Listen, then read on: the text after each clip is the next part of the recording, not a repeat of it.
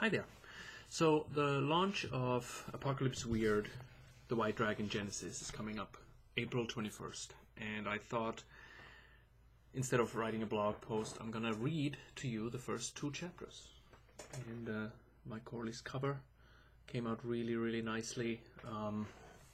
And the manuscript went through editing, so I'm safe to read to you the first two chapters of the book. Let me just see here. The apocalypse just got personal. And I looked, and behold, a pale horse. And his name that sat on him was Death, and hell followed with him. And power was given unto them to kill with sword, and with hunger, and with death. Revelation 6:8. Long Beach, Long Island, 10 years ago. The sun sat golden on the still surface of the water, the quiet of the morning only occasionally interrupted by the cry of the seagulls on their hunt for food. Far in the distance a container ship made its way down the coast, most likely to anchor at Staten Island or the Red Hook container terminal in Brooklyn. 30 feet from the water's edge, and deeply immersed in her immediate task of building a castle in the sand, sat 8-year-old Casey Byrne. Despite her father's attempts to prevent her from leaving the house unsupervised by installing child-proof locks on all the entrance doors, Casey was able to find a way to sneak out in the mornings. This time, today, she'd climbed out her window and onto the porch roof. She had watched her dad, the day before, take out the window screens, clean them, and put them back in. From the roof, she had used the lattice screen to reach the railing below and jump onto the sand. She'd opened the small cedar box next to the stairs and taken out 2 plastic shovels, a blue bucket, and several sand baking forms. From there, she ran across the walkway and down the wooden stairs to the beach. She loved the cool sand under her feet and the crunchy noises it made while she walked on it. She never went into the water during her morning excursions. She loved simply sitting there, playing in the sand, while imagining kingdoms and princesses and dragons. She didn't see the man at first. He came from the east along the water's edge, and from there straight toward her. When she became aware of him, he was not more than 50 feet away. She used her hand to shield her eyes from the sun. He stumbled and fell, then got up again. There was no fear in her as she watched him approach. Nothing in her past experience had given her cause for it.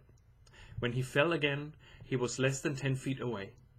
His face was covered in grease and dirt, his hair was filthy and his clothes in rags.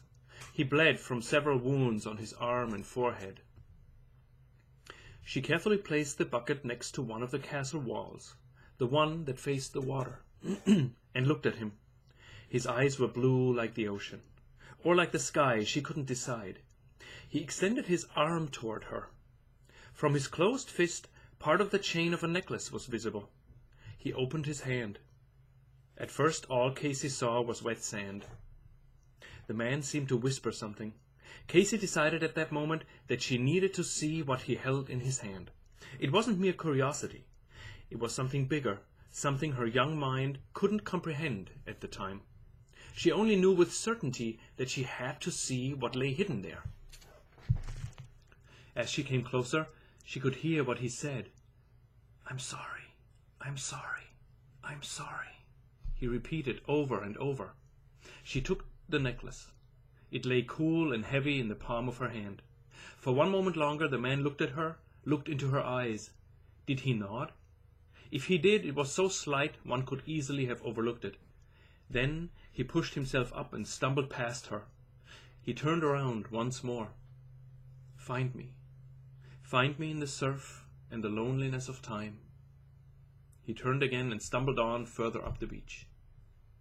Casey was just about to fill her bucket with water to clean the necklace when her mother came running across the dunes. "Casey, Casey, are you okay? Did the man do anything to you? Oh my God, you scared me." "I'm fine, Mom," Casey replied. "He didn't do anything. I'm fine." Mallory Byrne hugged her child as if it was for the last time. "We told you not to come here in the mornings. How did you even get out of the house?" I climbed through the window and then down where the vines are.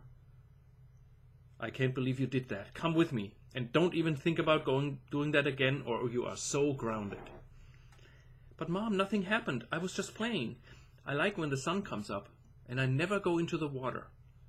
Casey saw in her mother's eyes that the anger dissipated, making room for concern. You can't come down here without us. Do you understand?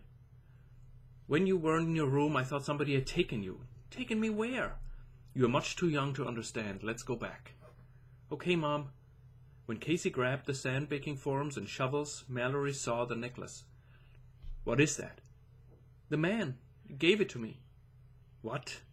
Don't be mad. He just gave it to me and then he left. Did he say something? He said he's sorry. Sorry?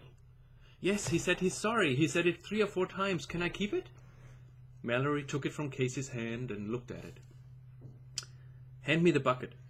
Casey gave it to her. Mallory walked to the water and filled the bucket halfway. Let me see, let me see. Casey couldn't contain her excitement. Mallory held the necklace underwater. The sand came off immediately. The amulet was round, deep black, porcelain maybe, with a white dragon coiled around itself in the center. For a moment, neither of them could take their eyes off it. So pretty, Casey said. Can I keep it? I don't know. Mallory looked around. The man was long gone. Mom, please, I won't come down here in the mornings again, I promise. Can I have it, please? Okay, here. Thanks, Mom. While they walked through the sand to the walkway, Casey pulled the necklace over her head. Why did the man say he's sorry? Mallory asked. I don't know, Mom. Maybe he wants to keep it. Maybe he wanted to keep it. The sun rose over the ocean as they walked back to the house. It did so on the next day and the day after that one. It rose every morning as weeks became months and winter came and went. It rose when Casey left for school each morning, and it set when she went home to bed at night. Months became years, and glorious summers turned into crisp falls and the salty snows of winter. The sun rose on the day of her first kiss and set on the evening of her very first heartbreak. It painted the sky gold and turquoise in the morning of her 17th birthday, and it set when she stood outside waiting to be picked up for prom night. The sun did not know Casey's fate and the role she would play in the years to come, the sacrifices she would have to make. It merely rose and set only to rise again. And so it rose on the day when the end began. Friday, June 21st, 8:25 p.m., summer solstice, 10 years later. The last reasonable thought Hank Filler had before insanity took his mind was of his late wife. He'd lost her to a stroke a few years back. Since then, every evening during the summer, he took his small commercial fishing boat, the Atlantic Crawler, to a spot a few miles south of Fire Island. Sitting there in the quiet, the boat rocking gently in the water, he was able to remember her most clearly. He shouldn't be out here anymore. His sons had told him not to take the boat out any longer.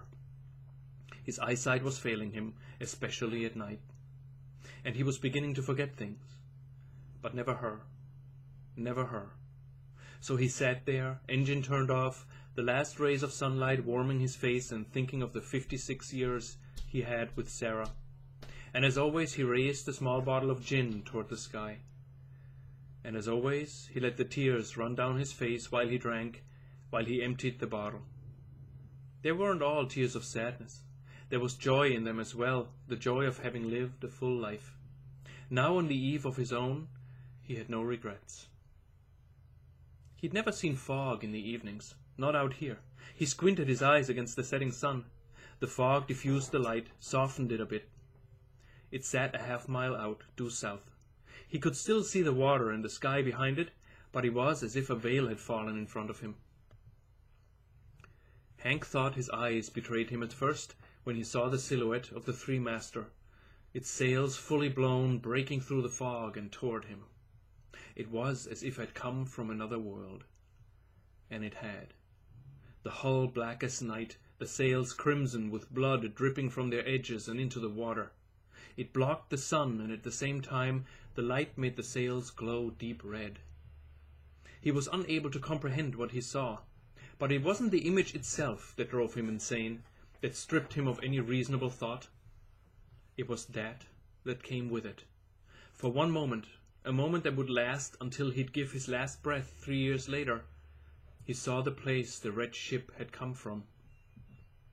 It was a world where the oceans were made of blood, and the sun's heat scorched the land, where the thick, toxic air brought forth great suffering in everyone, where the stars stood cold at night, and eternal darkness was a promise to each of its inhabitants at the end of their lives.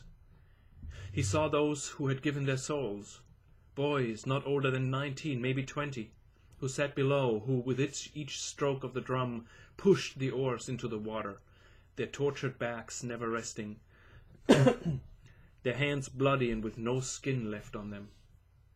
She had taken them from their families, promising them to leave their siblings in peace if they accepted the brand on their naked chests, the sign that they now belonged to her.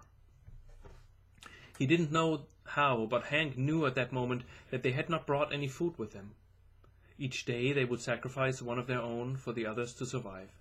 In the end, it was the pain he felt for them that pushed him into the dark corners of his mind, where he stayed until his final breath.